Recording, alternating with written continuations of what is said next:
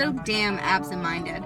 I gave the driver my regular address, just out of habit and all. I mean, I completely forgot I was going to shack up in a hotel for a couple of days and not go home till vacation started.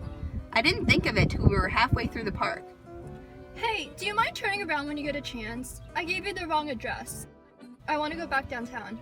The driver was sort of a wise guy. I can't turn around here, Mac. This here's a one-way. I'll have to go all the way back to 90th Street now. I didn't want to start an argument. Okay. Hey, listen. Do you know those ducks in that lagoon near Central Park South? That little lake? By any chance, do you happen to know where they go? The ducks, when it gets all frozen over? Do you happen to know by any chance? I realized it was only one chance in a million. He turned around and looked at me like I was a madman. What are you trying to do, bud? Kidding me? No, I was just interested, that's all. He didn't say anything more, so I didn't either, until we came out of the park at 90th Street. All right, bud. Where to? Well, the thing is, I don't want to stay at any hotels on the east side where I might run into some acquaintances. I'm traveling incognito. I hate saying corny things like traveling incognito, but when I'm with somebody that's corny, I always act corny too.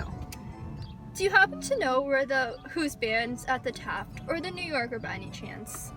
No idea, Mac. Well, take me to the Edmont then. Would you care to stop with me on the way and join me for a cocktail? On me, I'm loaded. Can't do it, Mac. Sorry. He certainly was good company. Terrific personality. The cab I had was a real old one that smelled like someone just tosses cookies in it. I always get those vomity kinds of cabs if I go anywhere late at night. What made it worse, it was so quiet and lonesome out, even though it was Saturday night. But finally, after I was riding a while, the cab driver and I sort of struck up a conversation. His name was Horwitz. He was a much better guy than the other driver I'd had. Anyway, I thought maybe he might know about the ducks. Hey Horwitz, you ever pass by that lagoon in Central Park? Down by Central Park South? The what? The lagoon. That little lake there. Where the ducks are, you know. Yeah, what about it? Well, you know the ducks that swim around in it, in the springtime and all? Do you happen to know where they go in the wintertime by any chance? Or who goes? The ducks. Do you know by any chance? I mean, does somebody come around in a truck or something and take them away? Or do they fly away themselves? Go south or something?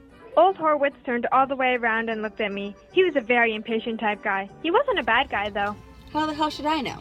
How the hell should I know a stupid thing like that? Well, don't get sore about it. He was sore about it or something. Who's sore? Nobody's sore. I stopped having a conversation with him if he was going to get so damn touchy about it, but he started it up again himself. He turned all the way around again. The fish don't go no place, right? They stay right where they are, the fish, right in the goddamn lake. The fish? No, that's different. The fish is different. I'm talking about the ducks. What's different about it? Nothing's different about it. Everything he said, he sounded sore about something. It's tougher for the fish, for the winter and all, than it is for the duck, for Christ's sake. Use your head, for Christ's sake. I didn't say anything for a minute. Alright, what do they do then? The fish and all, when that whole little lake's a solid block of ice. People skating on it and all.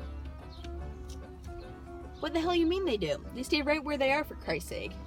They can't just ignore the ice. They can't just ignore it. Who's ignoring it? Nobody's ignoring it. He got so damn excited and all, I was afraid he was going to drive the cab right into a lamppost or something.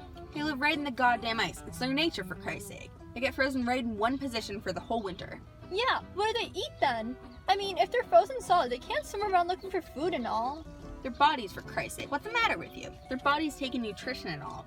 Right through the goddamn seaweed and crap that's in the ice. They got their pores open the whole time. That's their nature, for Christ's sake. See what I mean? He turned way the hell around again to look at me. Oh. I let it drop. I was afraid he was going to crack the damn taxi up or something. Besides, he was such a touchy guy, it wasn't any pleasure discussing anything with him. Would you care to stop off and have a drink with me somewhere? He didn't answer me, though. I guess he was still thinking. Would you care to stop off and have a drink with me somewhere? He was a pretty good guy, quite amusing and all. I ain't got no time for no liquor, bud. How the hell old are you anyways? Why aren't you home in bed? I'm not tired. When I got out in front of Ernie's and paid the fare, old Horwitz brought up the fish again. He certainly had it on his mind. Listen, if you was a fish, Mother Nature'd take care of you, wouldn't she, right? You don't think them fish just die when it gets to be winter, do you? No, but... Goddamn right they don't. Horwitz drove off like a bat out of hell. He was about the touchiest guy I ever met. Everything he said made him sore.